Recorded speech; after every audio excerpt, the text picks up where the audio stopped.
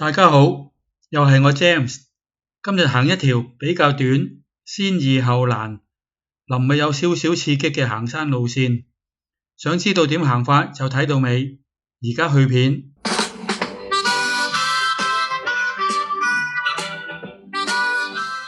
我哋由大老山隧道轉車站行上觀音山村，經觀平路上江背頂。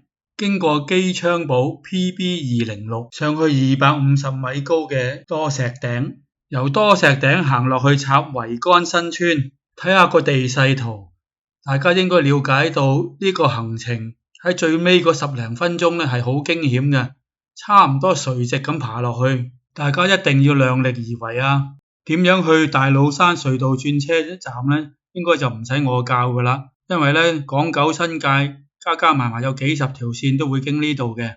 我哋應該係喺九龍入嚟個轉車站側邊嗰條馬路起步。呢段路屬於隧道公司嘅，原本側邊有條樓梯仔就俾人行入嚟，但係而家呢就鎖咗。咁大家可以由汽車出入嗰個閘口嗰度入嚟。喺呢度大家就行快2步，唔好阻人做嘢。只要行2-3分鐘呢，就會離開呢個隧道區域噶啦。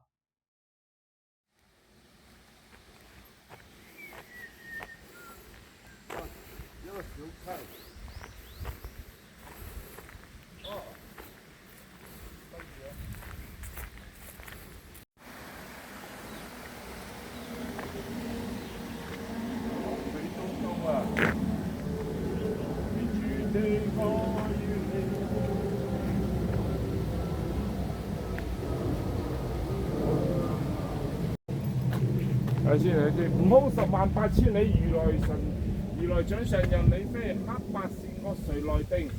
中間何處有蓬萊？哇，夾神念啦，睇下幾時先。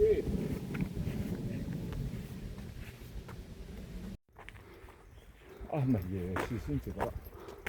咁都有喎。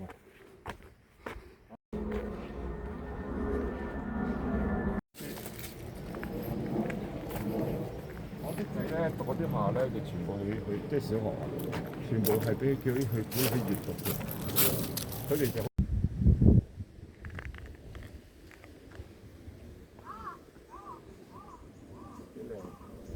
週末或者假期嚟呢，就可以喺黃大仙搭村巴上嚟觀音山村嘅，咁就唔使行嗰段石屎路。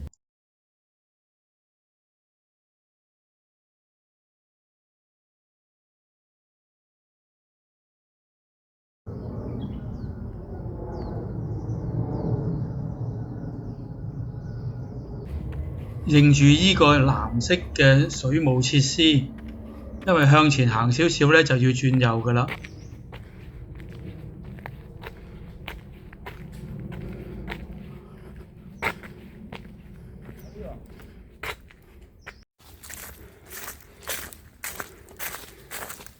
多石徑開頭呢就比較多先人墓地嘅，所以啲路都鋪得好靚噶。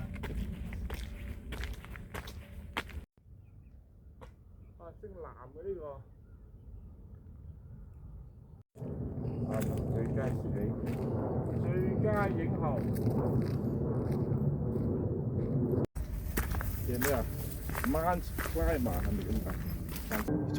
好特別喎，嗰個好似喺個頂呢邊兩個絲帶，黃色絲帶、白色絲帶扯旗之後頭後唔好行啊嘛。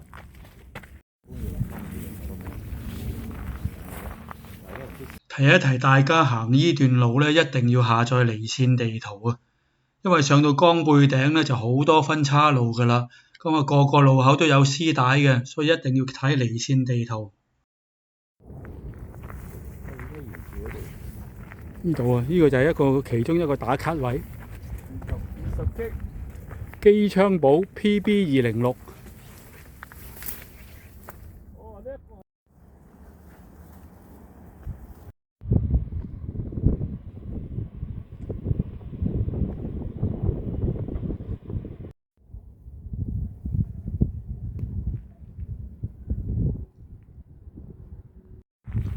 呢個就係250米高嘅多石頂。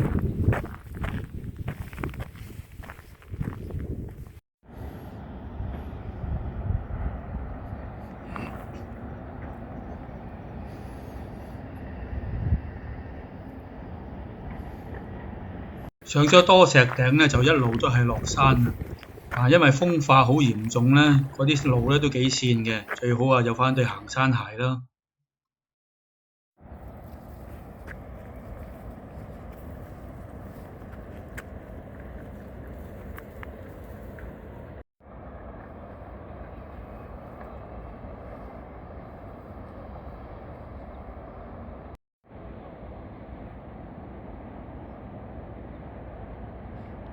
落到嚟依度插桅杆石林，喺佢嘅右手邊咧有條好隱蔽嘅路，我哋要捐落去嘅。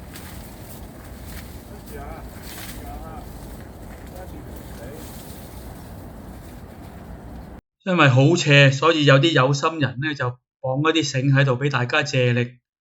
咁但係唔知道綁咗幾耐㗎，咁大家要小心啲。我哋落嚟嘅時候咧，都遇到兩位女士咧，佢哋話嚟玩攀石啊。佢哋應該咧就係喺側邊個懸崖嗰度玩。其實個危險斜坡咧就好似由一樓爬落地下咁嘅啫。一落到地咧就係一條好正常嘅路行去插桅杆新村。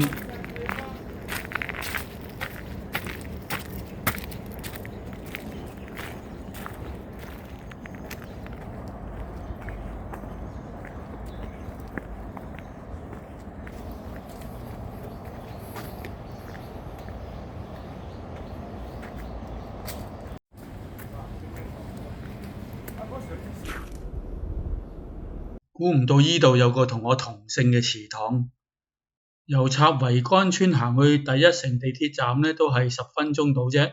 今日連埋打卡影相都係用咗2個半鐘頭左右。總體嚟講，條路咧都算係輕鬆易行嘅。除咗臨尾有一段仔路係要手腳並用爬下之外咧，咁都係好唔算難行嘅。咁大家自己斟酌啦。多謝大家收睇。如果你喜歡我呢條片嘅咧，就俾個 like 我，因為我自己都保證唔到個禮拜可以去行山嘅，所以咧你最好就訂閱我嘅頻道同埋撳埋個鐘仔，咁我一有新片咧你就收到通知。仲有最重要就係留言俾意見我，同埋分享俾朋友。多謝大家，拜拜。